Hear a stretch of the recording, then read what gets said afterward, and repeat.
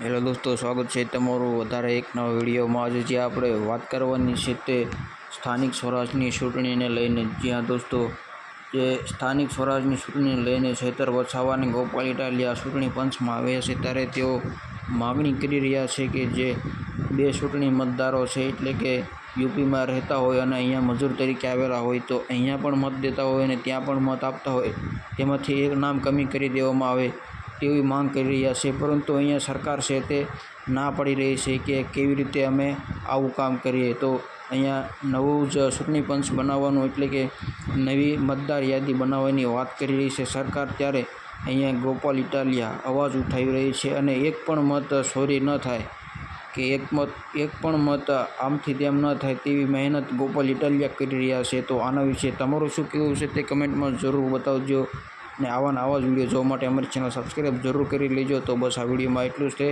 મળશું બીજા વિડીયોમાં।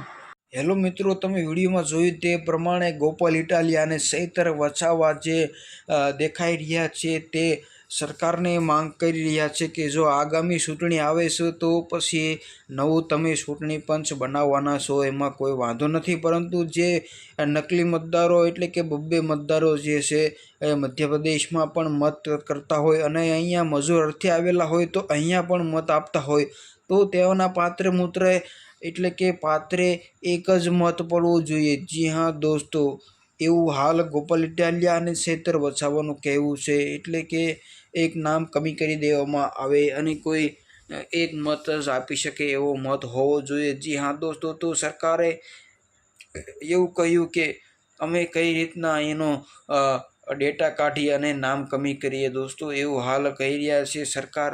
તો આના વિશે તમારું શું કહેવું છે? અને આવા જ વિડીયો જોવા માટે અમારી ચેનલ સબસ્ક્રાઈબ જરૂર કરી લેજો। આ વિડીયોમાં એટલું જ તે, મળશું બીજા વિડીયોમાં। જી હા દોસ્તો।